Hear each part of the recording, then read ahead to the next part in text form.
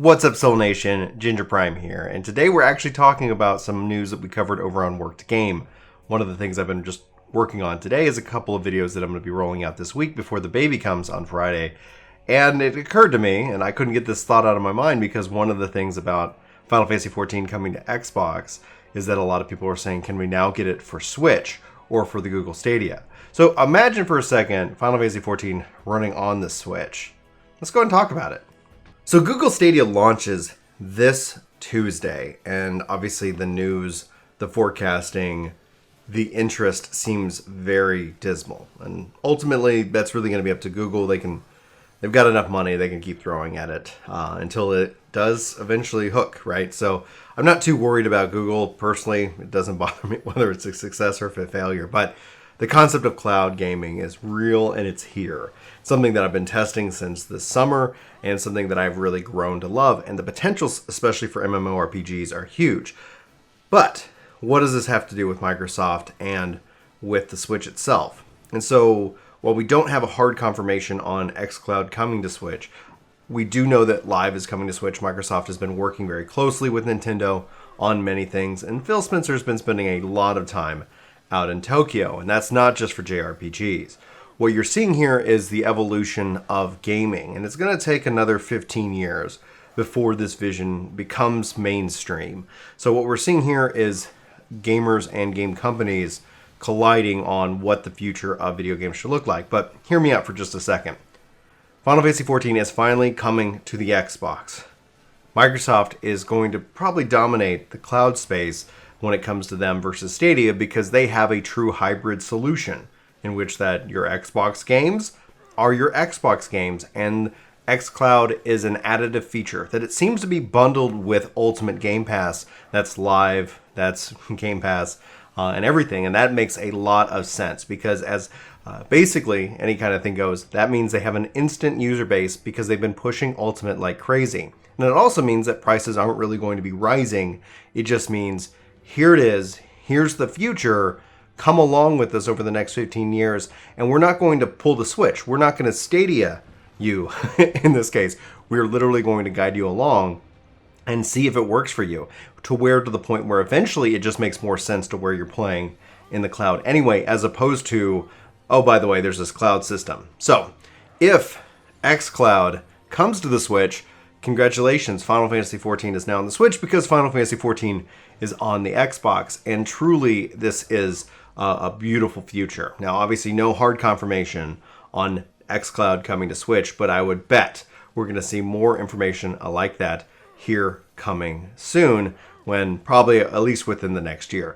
xCloud is currently in its testing or preview phase with a launch in 2020. We do know that 14 is on its way. We do not have a hard date on that either, but Switch owners can rest, because as an online-only game, I know one of the big concerns lots of people have when it comes to kind of an online-only console is that, what does it mean for games? What does it mean when the internet is out at your house?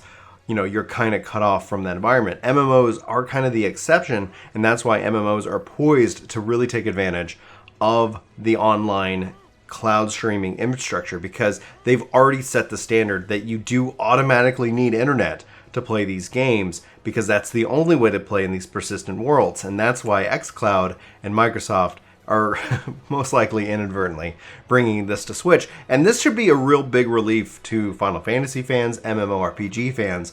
Ultimately, in the end, you're not going to have to sit here and worry about hardware limitations at some point in the future. You're not going to have to worry about console limitations at some point in the future. You're not going to have to worry about so many of these things that we currently have to deal with in that regards. Imagine if they did bring it to the Switch in its current state, you'd obviously hear Switch limitations. I think limitations are obviously on the developers and the resources and how they deploy that. Obviously, the more variables that you bring into any given situation are going to be those very variables that keep and hinder development and progress, because it keeps the developers unable to execute on their vision. And I think 14 is going to be poised in a really strong way to really capitalize off of cloud streaming. Again, it's going to be a process, and again, especially as depending on where you are in the world, this isn't really going to benefit you. xCloud might not work for you where you are today. But anyway, I invite you to kind of think through 2030, over the next 10 years, over the point where there would never be another console generation, where you would almost have, this unlimited supply of hardware. And it would then be up to the developer and the publisher on their end to really supply that. Obviously, the downside, you could see lots more transactional-based systems, lots more subscription-based, lots of ways to try to capitalize on your hard-earned money. So I don't know if it's the right future or a bright future. I just unfortunately know that it's one of the futures or potential futures that we're facing right now. I still think Final Fantasy XIV on Switch, and even if it came in inadvertently through Xbox, is a win in my book. I think that's really exciting. And I think that at the end of the day, with xCloud being what it is, it's poised to really give Google a run for its money and really kind of hold Google accountable. Now, why I want Google to succeed in this case is all going to be wrapped around that I want strong competition all in the space. We've seen PlayStation really force Microsoft to make moves. If Google's going to jump into the fray, and they've already invested billions of dollars into this technology, into this industry, they're not going to walk away right away. There's no 1 year and they're out, 5 years and they're out.